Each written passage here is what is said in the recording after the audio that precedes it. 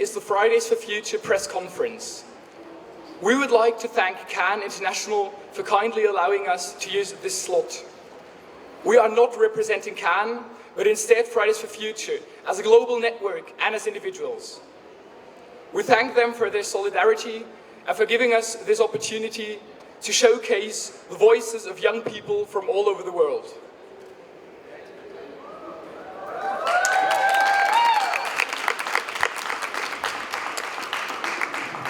Okay, welcome everyone.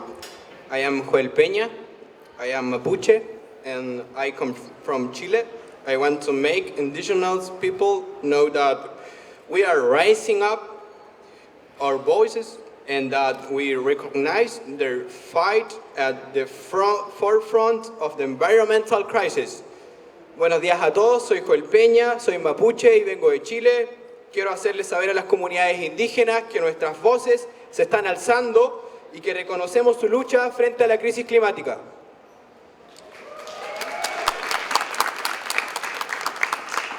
Mari Compuche, Incheta Joel Peña, Incheta Mapuche, Incheta Futa Wapichilwe, Petu Chilcatuquén Inche, Chilcatuquén Choyuen, Guarameu, Huelune Wentu Chepen, Mapuche Tainchin, We Chatuquén, Quiñewain Puche, Wichapain. First of all, we would like to greet each and every activist in the world and also the people who struggle to have a dignified life every day. They are the reason why we keep fighting, even if it could cost us our lives.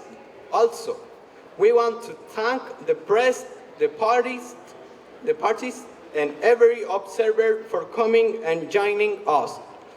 What happened in Chile and the rest of Latin America is just a symptom of a global problem. Our political and economic model has failed to provide dignity to individuals, cannot rely on market-based solutions to solve the climate crisis. We need to aim for real solutions based in climate justice. That means that all countries, especially countries from the global north, those that contributed to climate change the most and have the means to act, need to increase their ambitions so that we can stay below 1.5 degrees Celsius of global warming. As Fridays for Future, we have sounded the alarm. A massive climate movement is rising. We demand world leaders not to fail us. The climate crisis is here, and this is the time to act. Unless countries present ambitious NDCs in 2020, we will face a future of climate chaos. We cannot afford to miss this chance to make policies that safeguard our own well-being and the livelihood of the next generations.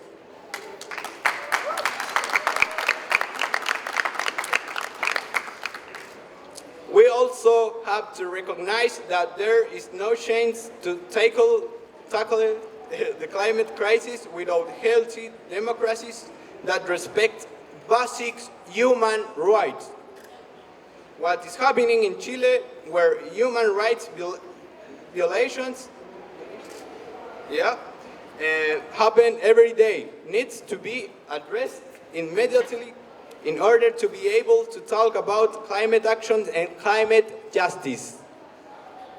COP25 has left Chile, but as Fridays for Future, we would like to encourage the international community to continue to shed light not only on Chile, where the civil uprising and the following repression from the government is more visible, but also in countries such as Brazil, Mexico, and Colombia, where environmentalists, indigenous leaders, and activists have been threatened and persecuted.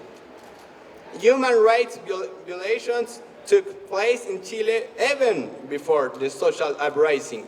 This is the case of the communities that are forced to live right next to coal plants. One of our key demands is for Chile to close down all coal plants by 2030, something that the government has not listened to, as they are planning to close them by 2040 and condemn people to another 20 years of suffering. Minister Carolina Smith of Chile, we ask you to tell all those children and families who will have to endure the next 20 years risking their lives, another 20 years of unworthiness, that you are doing everything you can to protect them.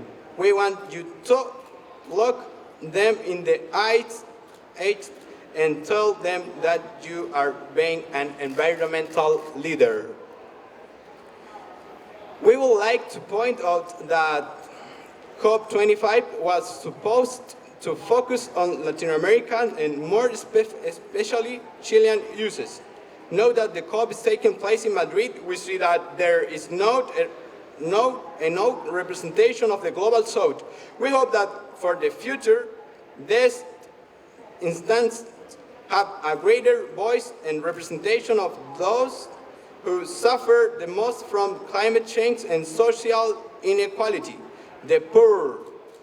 We understand most politicians and negotiators have never lived in poverty, but we know that impoverished communities are more at risk and that they are the most disadvantaged when it comes to climate adaptations, therefore they must be included. We want the politicians of Latin America and the world to have the courage and empathy that young people have had to confront the climate crisis. We need them to stop persecuting and harming those who fight for a better world.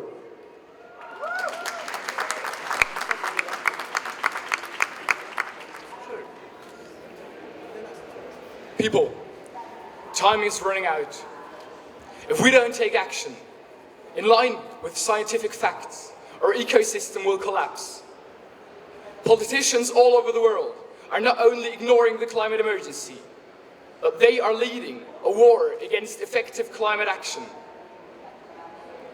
Instead, they're protecting the interests of the fossil fuel industry, not the interests of millions of workers, and not the interests of millions who are pushed to flee or are left to die from climate disasters.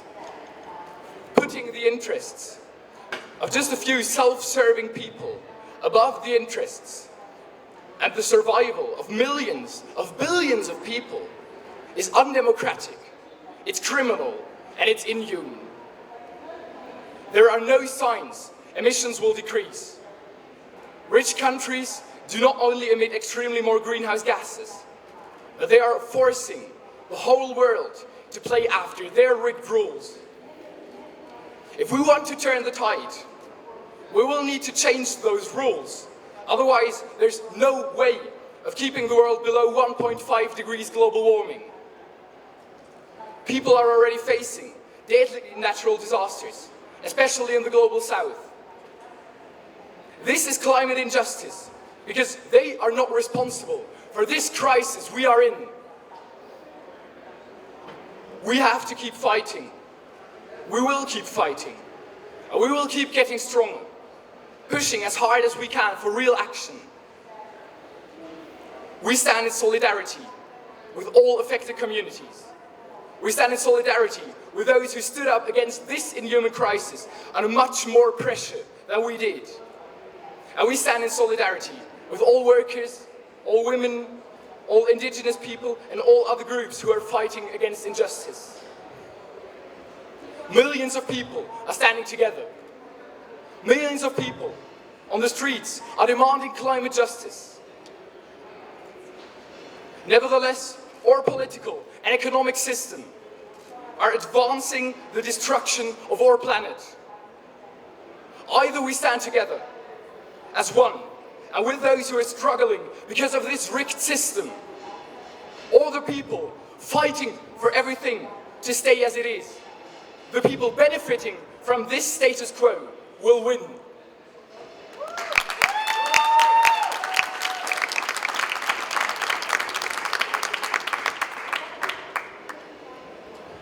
In spring in Korea, we enjoy beautiful flowers blooming, and in summer we saw green trees and various insects.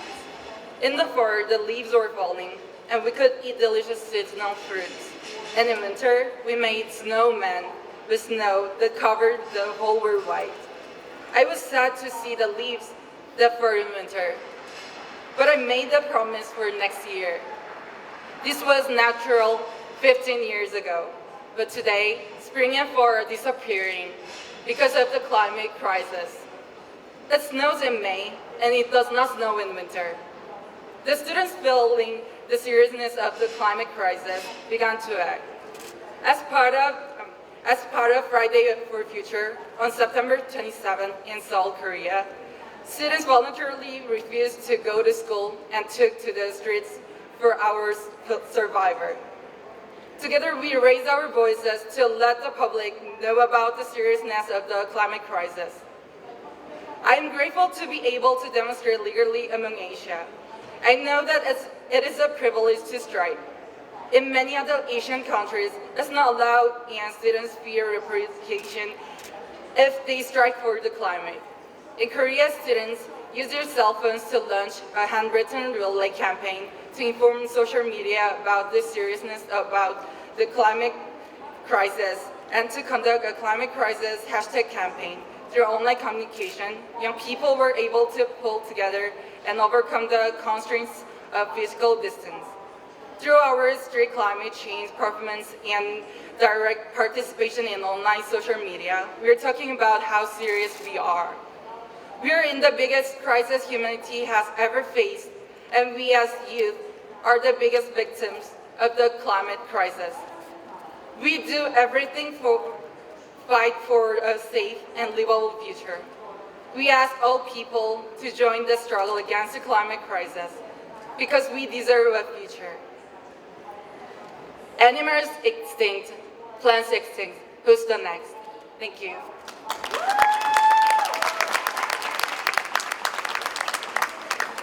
I come from the island state of Tasmania, from the southernmost community in Australia. My name is Toby. I also come from a country of privilege, knowledge, technology, money, and the possibility to lead a rapid transition to 100% renewable energy by 2030. We have that privilege, but instead, our oceans are warming. The iconic Great Barrier Reef is bleaching. Our country is quite literally on fire, and our Pacific neighbours are sinking. Climate change is affecting every aspect of our lives right now. It is not a future thing. The fossil fuel extraction companies are continuing to place profit and greed over people and ethics. We are not in only a climate emergency. We are in a climate justice emergency. Because those people, like Pacific Islanders, First Nations people, and young people, are going to be and are feeling the worst effects of climate change, even though we have done the least amount to contribute to this problem. The voices of those who must and should be heard and be at the heart of these discussions here at COP25 are being silenced by the politicalisation of this issue. COP25 prides itself on the slogan, "Time for action." That means it's time to move beyond politics, move beyond money and greed and towards a just transition and a global collaborative action right now. As countries continue to emit toxic CO2 into the atmosphere, the oceans continue to warm and rise. In countries like Tuvalu, Fiji, Kiribati, and countless other countries across the globe, they are being engulfed by the sea and their voices are being silenced by global leaders who are too scared to change their conservative ways. We are here to highlight the impacts of the climate and justice emergency and what it is having upon those countries. In Australia, the Great Barrier Reef, an expansive and unique coral reef, is experiencing continuous bleaching due to temperature increases. A generation ago, an abundance of rainbow coral engulfed the northeastern coast of Australia. Today, the colour has been stripped from the coral, and what remains is slowly dying. The country is on fire, literally. Australia has over 300 kilometres of fire front, facing communities all across the country, with over 2 million hectares of land being lost, 673 homes destroyed, as well as 1,400 other buildings. This is climate change. This is the consequence of climate inaction. And I'm so proud to be here today with my generational peers from every single continent to stand together for real climate action, for the first time as a global movement with representatives intercontinentally. It is time for action, and it has been for far too long. And we are here together, and we will continue to strike in solidarity until world leaders not only hear us, but they listen to us.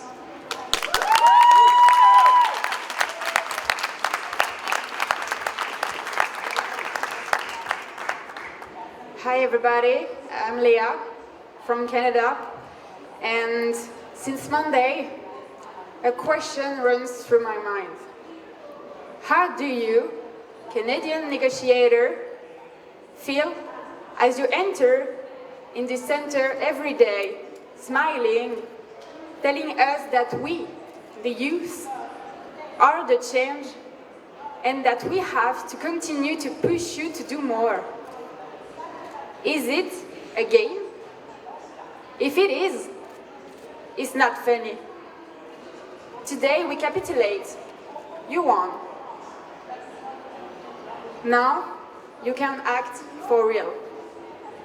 After 25 years of that funny and fake international climate regime leading us to an environmental dystopia, we ask you to stop this political game in which Canada has been one of the best players up to now.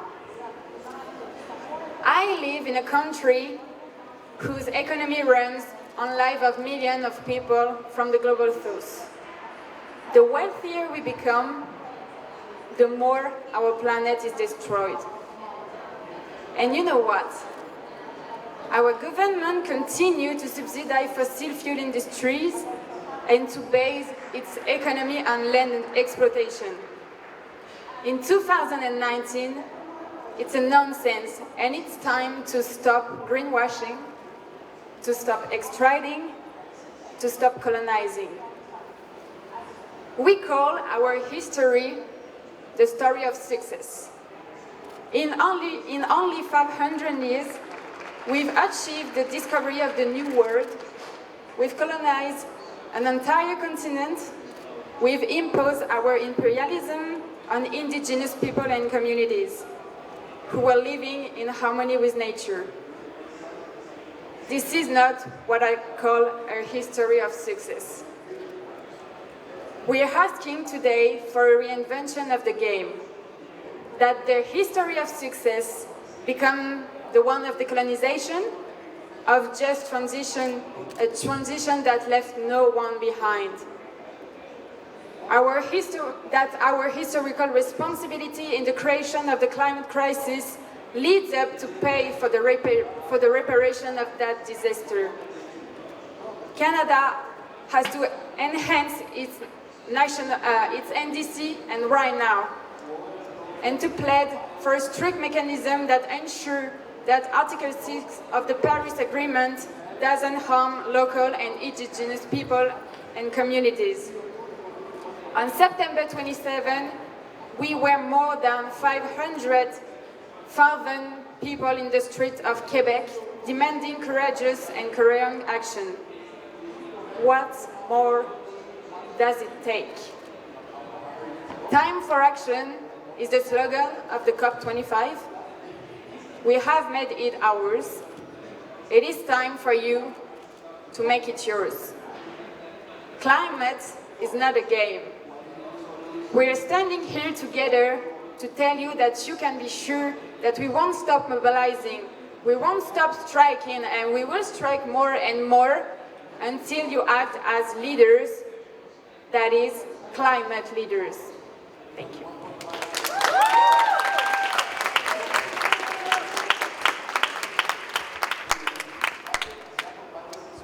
I am Oladosu Adenike from Nigeria.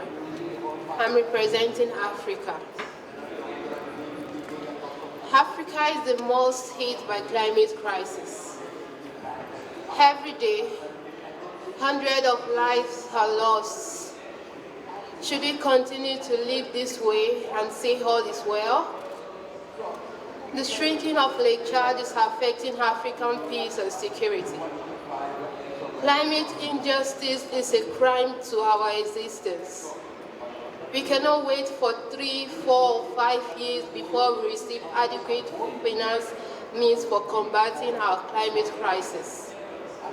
We cannot stay passive while our future is being washed away by climate crisis. The time to act is now. It's time for action and not empty words. Much is needed to be done for Africa. The continent is facing huge crisis. We have been hit by cyclones, the shrinking of Lake Chad, the Congo rainforest, heat wave, and water crisis and others. We must be at the center of every discussion in this conference. The decision we make today are significant for Africa. Every day counts. We deserve a future without the crisis. Today I'm asking, when will Africa be at the center of climate finance? When will Africa be given the much attention needed for solving the climate crisis? There's already a huge gap. We cannot stay back on things that matter to us and the future generations to come. Africa must rise, and the time is now. Remember the discussion world leaders make in this conference. We either make or mar Africa. We, the climate strikers, will continue to fight for our future and climate justice. We'll be present for the whole COP25. We cannot be quiet about those things that matters to us. Now is the time. We have less than 11 years to act on climate crisis. If we do not see any improvement, we will continue to fight for our planet. We will host the second pre-conference next week to announce our next step of international climate strike movement. Every COP conference matters towards climate justice, and every decision we make today matters to the future we want. Thank you.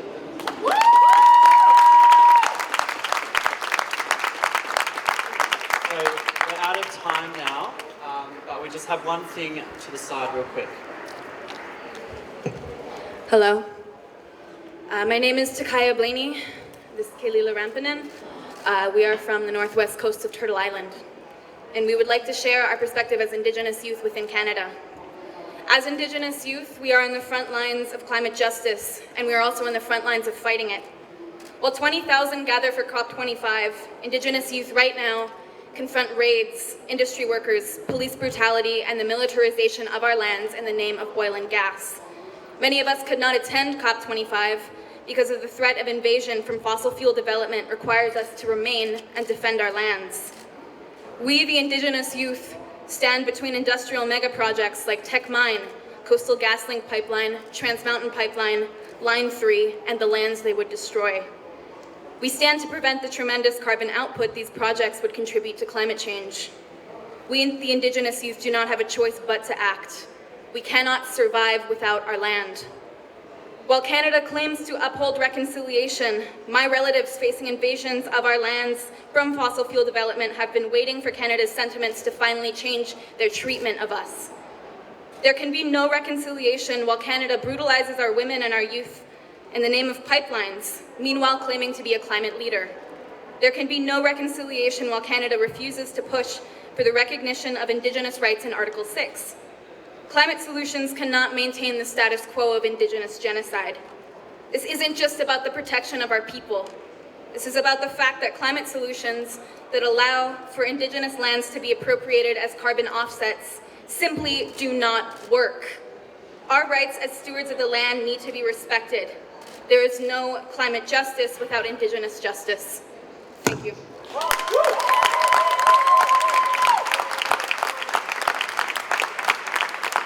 Thanks, everyone. Now, all the Fridays for Future and climate strikers from around the world will have a big international photo and video outside.